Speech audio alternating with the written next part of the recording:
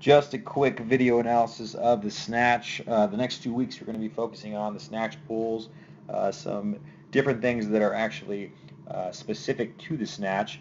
The nice thing about us doing clean pulls for the last 2 weeks is that the first and second pull in the snatch are almost identical to the first and second pull of the clean. We talked about pushing the knees backwards in the first pull during liftoff. Then we talk about pushing them back forward, straightening out the torso position. All that stuff that we've been going over the last 2 weeks is going to apply directly into the snatch. So you're going to see a lot of progression in your snatch just because we've been focusing on it for the last 2 weeks in the clean.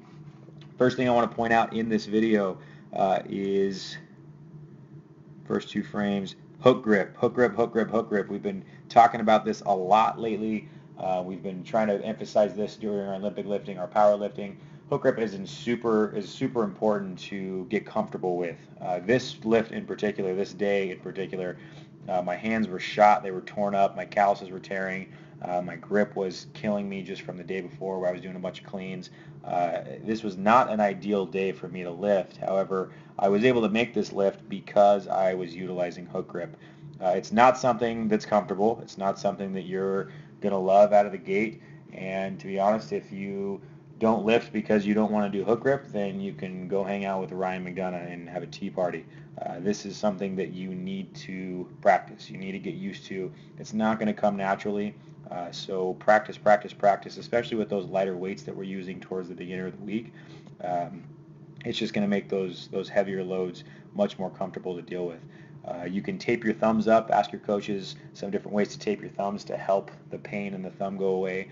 And then eventually, as we get into those heavier lifts, you'll get comfortable enough with it to where you don't need the tape or you don't need the assistance anymore. In fact, I don't use tape on my thumbs at all, and my thumbs haven't hurt in quite a while, and I've been doing some pretty heavy lifting without it. As we go forward through this video, just a real quick recap on some things. Lift off. Remember, knees get pushed back, torso position stays the same. If we draw those lines again, if you're not familiar with these lines, then go watch one of my other videos. We stop right there at the top of the knee. Let's say it's right there.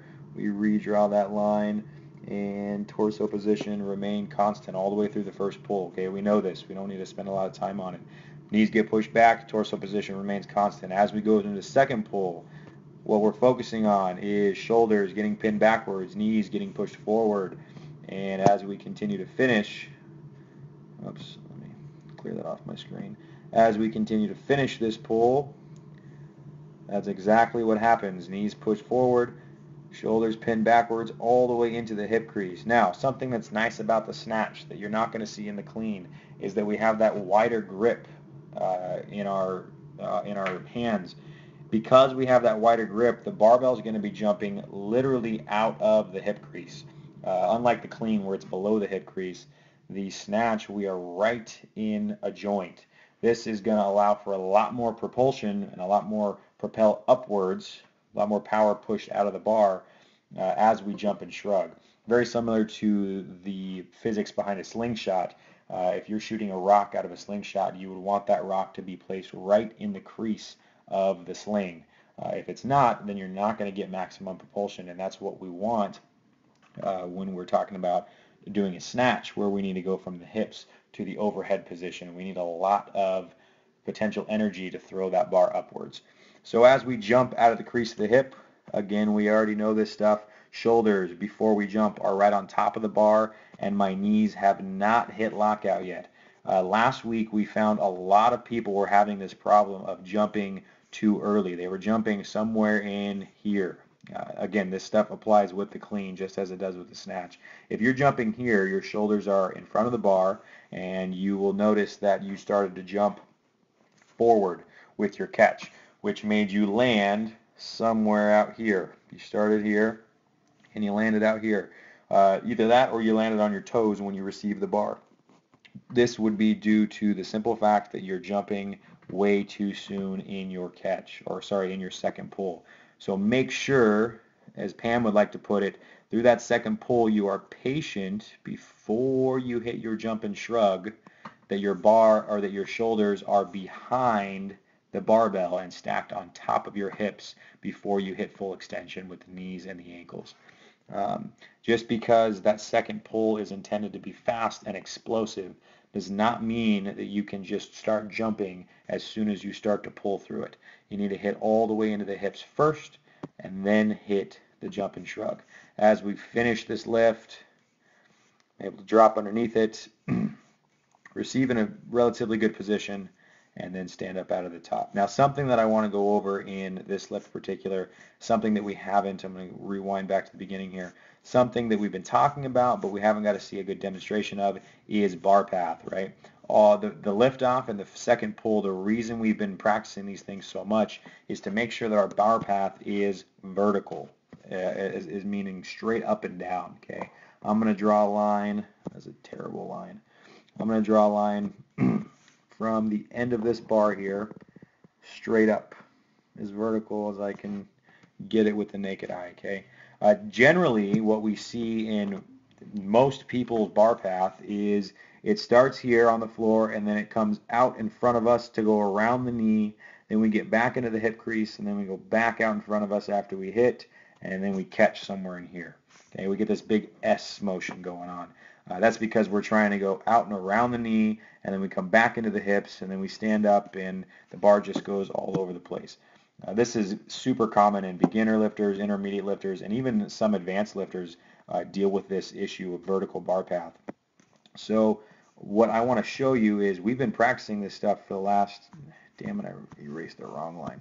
We've been practicing this stuff for the last 2 weeks, and without even thinking about it, after I came back and rewatched this video, we'll notice that our bar path has gotten way better if we're focusing on the correct things. So we're going to use the tip of the bar here as the example, and this red line is a vertical line straight up and down. As I go through liftoff, okay, we get all the way to the top of the knee right here, and notice where the bar is, exactly where it started, right on that vertical red line. Okay, and as we continue through this lift into the second pull, notice where the bar goes, straight up, all the way into the hip crease right before we jump and shrug, right here. So from the ground to 3.5 feet above the floor, the bar has traveled 100% vertically, straight up, and if we were to rewind it, straight back down. This is right where we want our bar path to be. If you can get your first two pulls to look somewhat like this, you're going to be in a much better position to receive, to catch, to do anything with the lift moving forward. And although there's a ton of other things that we can focus on after this, our biggest problems that most of us have, even with lightweight, are these first two pulls. And if we can fix this, we're going to fix a lot of our lifts. Now, something that I do wrong in this lift that we're going to talk about a little bit later on this week is as I continue through the jump and shrug, notice that the bar comes off of that line. Okay, it's not drastic, but we come forward. The reason I start to come forward is because of this right here, my elbows. What I don't do a good job of is getting that good scarecrow pull. We talk about that a lot, where we get those high elbows where they go up towards the ceiling. You'll notice as I continue through this lift that my elbows actually don't bend much at all. I don't get much of a high pull whatsoever. So the bar travels out in front of me in this kind of a rainbow motion instead of straight up as it should. And what this does is this puts a lot of distance between me and the barbell right here. There's way too much distance between me and the bar. This bar should be, in theory, skimming my nose as I pass underneath it.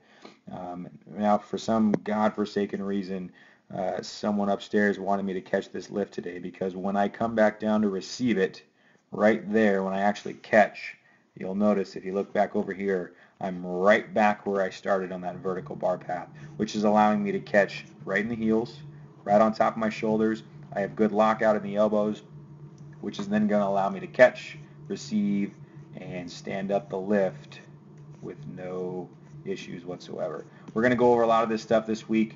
Plan on focusing on some lockout stuff, some receiving stuff in our catches, some landing positions with the snatch. There's going to be a lot of good things that we're going to be focusing on top of the first two pulls, the lift off and the clean pull.